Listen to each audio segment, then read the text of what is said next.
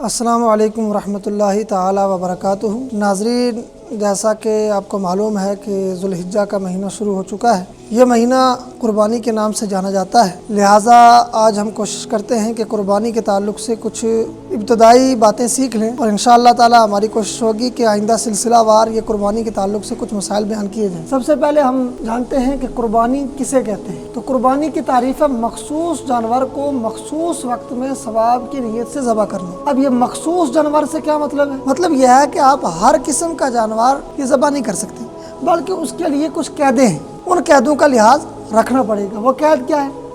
مخصوص جانوروں میں 3 قسم کے جانور آتے ہیں، اونٹ ہے، بھینس ہے، بکری ہے۔ اب ان کے ساتھ ان کی جنس کی چیزیں بھی شامل ہو جائیں گی، بکری میں بھیڑ اور دمبا بھی شامل ہو جائے گا۔ تو لہذا یہ 3 قسم کے جانور ہیں جو اس کیٹیگری میں آتے ہیں اور ان کی قربانی ہو سکتی ہے۔ اب ان میں بھی قید ہے کہ یہ کتنے بڑے ہونے چاہیے، کتنے چھوٹے ہونے چاہیے۔ تو اب یہ اونٹ کی جو عمر ہے یہ 5 سال کے قریب ہونی چاہیے کم از کم، اور بھینس کی عمر کم از کم 2 سال، اور بکری کی عمر کم از کم 1 سال ہونی چاہیے۔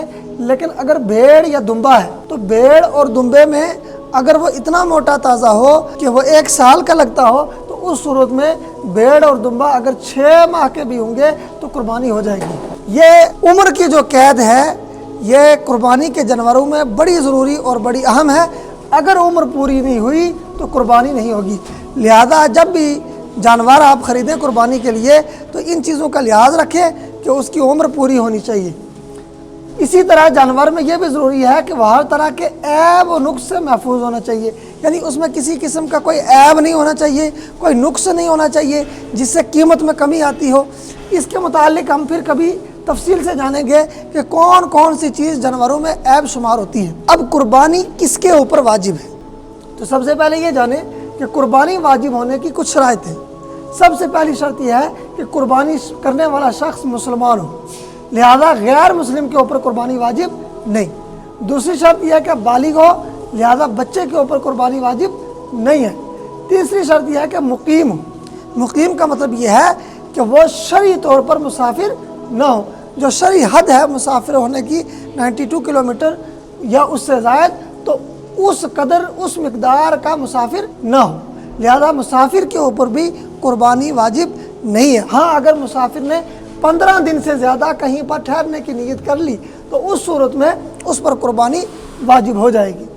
اسی طرح سب سے اہم چیز آتی ہے قربانی میں کہ قربانی کرنے والا شخص مالک نصاب ہو۔ مالک نصاب ہونے کا مطلب کیا ہے؟ یعنی وہ نصاب کا مطلب 52.5 تولہ چاندی، جو آج کے حساب سے 653.184 گرام بنتا ہے، یا 7.5 تولہ سونا جو 93.312 گرام بنتا ہے۔ اتنے قیمت کا یا اتنی سامان کا مالک ہو تو اس کے اوپر قربانی واجب ہے۔ آج کی تاریخ میں یہ جو 52.5 تولہ چاندی ہے اس کی قیمت تقریباً 1,82,897 روپے تک پہنچتی ہے۔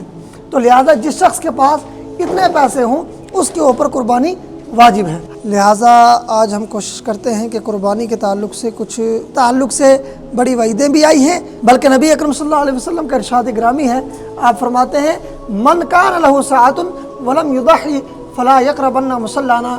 یہ سنن ابو داؤد کی حدیث نمبر 3123 ہے کہ جس شخص کو گنجائش ہو، یعنی اس کے پاس پیسہ ہو ضرورت سے زائد، حاجت اصلیہ سے زائد ہو، اور وہ قربانی نہ کرے، فلا یقربن مصلانا، وہ ہمارے عیدگاہ کے قریب نہ آئے۔ اسی طرح ایک اور مسئلہ یاد رکھیں کہ جب یہ ایام ذوالحج شروع ہوتے ہیں تو ان دنوں میں جو شخص قربانی کرنا چاہے تو اس شخص کو چاہیے کہ وہ اپنے بالوں اور اپنے ناخنوں کو وہ نہ تراشے اور نہ ہی کاٹے۔